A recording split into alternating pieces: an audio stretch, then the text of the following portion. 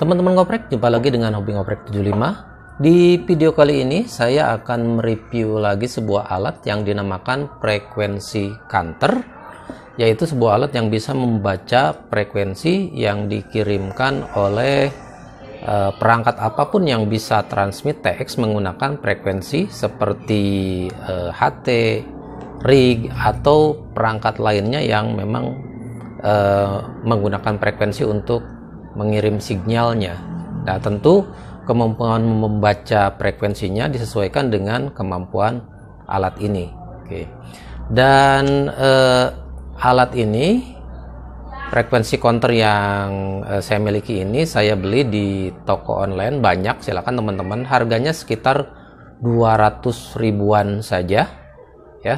Dan ini mereknya GoIT frekuensi counter ya, dengan tipe GY560 dengan kemampuan membaca frekuensinya antara 50 MHz sampai 2,4 GHz ya. Jadi dari band PHF ke atas, PHF, VHF dan seterusnya. Sementara band HF tidak bisa dibaca karena band HF itu di bawah 30 MHz ya. Oke, dalam paket pembelian hanya seperti ini saja. Ini ada kotaknya seperti ini teman-teman, dan hanya dibekali dengan sebuah manual book yang sederhana ya. Satunya bahasa apa nih, bahasa Cina atau bahasa apa, satu lagi bahasa Inggris seperti itu. Dan akan kita lihat spesifikasinya teman-teman ya. Nah, ini spesifikasinya: testing antena range 50 MHz sampai 2,4 GHz. Kemudian juga jarak dari alat ini untuk ke pengetesan. Untuk yang UHF 8 meter maksimalnya, PHF-nya 5 meter maksimalnya. Kemudian frekuensi stepnya yang bisa dipilih di alat ini adalah bisa di 200 kilo, ini yang khusus digital, tapi kita nggak gunakan ini karena ini terlalu besar ya. Ada juga 1 kilo dan 100 Hz. Nah, kita bisa menggunakan step yang 1 kilo yang standar, yang 100 Hz. Kalau ingin lebih detail bisa pakai yang 100 Hz. Nah, hanya itu saja teman-teman ya. Dan ini alatnya, ini sudah include power supply-nya menggunakan baterai 9 volt seperti ini teman-teman. Dan untuk mengganti atau mereplace baterainya, kita harus membuka skrup-skrup ini, dan di dalamnya kita ada baterai 9 volt, dan ini di paket pembelian sudah ada ya. Bentuknya seperti ini adalah antena teleskopik pendek. Ini bisa digunakan, dicabut atau tidak, diperpanjang atau tidak, tergantung nanti teman-teman mengetes mengirim melalui HT atau apapun. Dan di sini hanya ada satu buah knob atau satu buah tombol yang multi key atau multifungsi ya. Karena ini hanya sederhana saja. Oke teman-teman, saya perbesar sedikit ya. Nah, akan kita mulai saja. Kalau dipijit pertama, ini langsung muncul seperti tadi ya, karena sangat cepat. Nah, mini counter. Nah, ini sudah berjalan sebenarnya teman-teman. Dan ini salah satu kelemahannya adalah tidak dilengkapi dengan lampu backlight LCD ya. Jadi mungkin agak kurang jelas kalau di tempat gelap, harus memakai senter.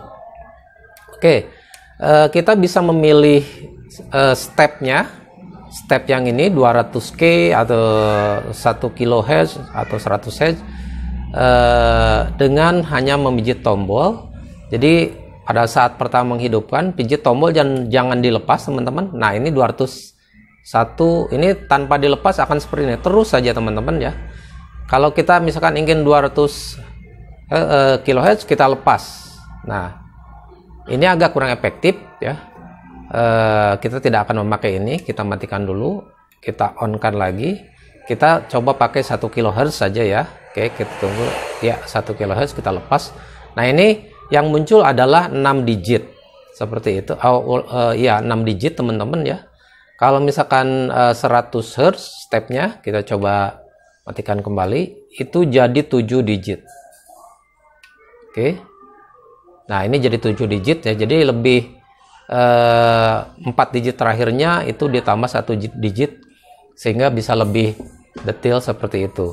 Oke, akan saya kembalikan saja ke 1 kHz saja. Oke, seperti itu ya. Dan ini mematikannya bisa dipijit lama seperti itu, atau ketika 1 menit tidak digunakan, ini akan otomatis off sendiri. Begitu ya teman-teman ya. Oke, kita akan coba dulu untuk mengecek keakuratan frekuensi counter murah ini ya. Apakah benar-benar akurat atau tidak. Saya akan ambil dulu HT-nya. Oke, baik teman-teman, kita akan mulai mengetes keakuratan frekuensi. Kita hidupkan di step 1 kHz tadi. Nah, di sini saya ada HT dual band ya. Kita akan coba dulu yang VHF 156200. Kita coba transmit apakah cukup akurat. Ya, oke, 156200 ya. Walaupun di ujungnya bergerak-gerak antara 0 dan 1, teman-teman, seperti itu. Jadi punya seperti itu ya. Ini kalau tidak digunakan ini akan bergerak terus, tapi kalau kita transmit, nah ini kemudian langsung akan membaca frekuensi yang kita transmitkan. Oke, kita akan coba yang UHF-nya 462225. Kita akan coba transmit lagi 462225 ya, sama ya teman-teman sekalian. Ya, jadi ya cukup akurat lah, cukup akurat. Kalaupun digit terakhir agak berkedip-kedip, kadang 5 kadang 6 ya, ini agak wajar ya. Saya kira ini sudah cukup akurat karena yang digit terakhir itu ya nggak terlalu signifikan ya. Oke, akan saya coba ini yang VHF lagi 143. Nah, ini kan kalau 1 menit kita tidak gunakan, tidak dipijit, dia akan mati.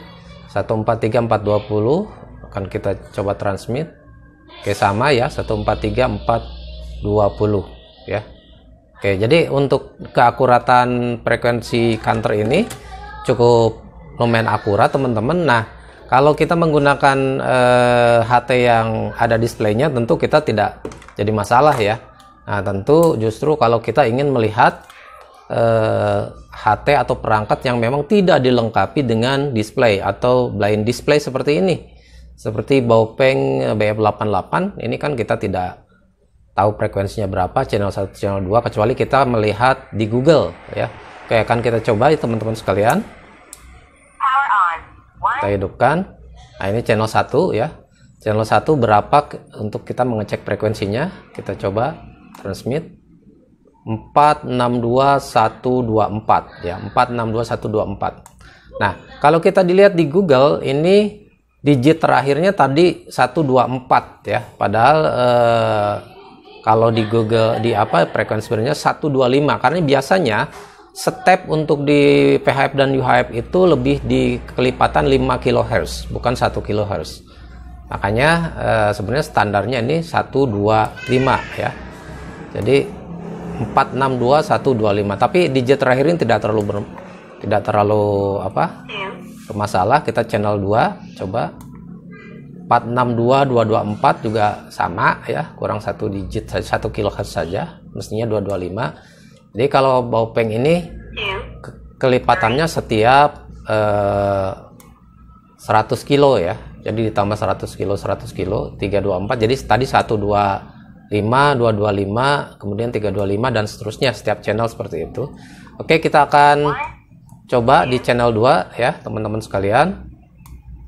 Untuk membuktikannya 462224 ya. Nah, ini channel 2. Kemudian saya akan transmit di sini di 462 ya tadi ya. Coba ya teman-teman. 462225 ya. Oke teman-teman sekalian, ini channel 2, ini 422. Apakah oke? Cek 123 321 dicoba ya, nyambung ya teman-teman. Kemudian sebaliknya, yang ini transmit cek 123 321 dicoba ya. Jadi 462 225 ya yang bawah ini ya teman-teman. Nah jadi tanpa kita bisa harus melihat channel frekuensi di Google, maka kita bisa langsung menggunakan alat ini untuk bisa mengetahui berapa frekuensi yang dikirim oleh perangkat yang memang tidak mempunyai display seperti ini.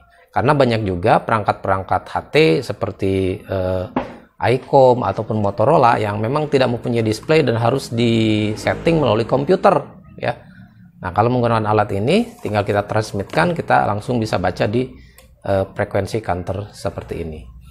Oke, saya kira itu reviewnya ya teman-teman, dengan harga 200 ribuan saja. Ini saya kira juga cukup mumpuni untuk mengecek frekuensi yang tidak kita ketahui ya, walaupun memang ya mungkin ada beberapa kekurangan, kelemahan sedikit-sedikit, tidak jadi masalah. Dan ini kemampuannya dari mulai PHF ke atas ya, 50 MHz sampai 2,4 GHz. Karena banyak juga jenis frekuensi alat frekuensi counter yang lain ya, mungkin yang lebih mahal teman-teman, dan yang displaynya lebih besar, mungkin memakai 7 segmen seperti itu, yang kemudian juga ada backlight LCD-nya dan lain-lain yang lebih mahal ya. Saya kira dengan harga segini ini cukup worth it ya teman-teman, bagi teman-teman yang memang suka bermain-main di frekuensi atau mengecek-ngecek frekuensi apapun ya. Saya kira itu saja teman-teman sekalian reviewnya. Terima kasih, mudah-mudahan bermanfaat untuk teman-teman sekalian dan terima kasih.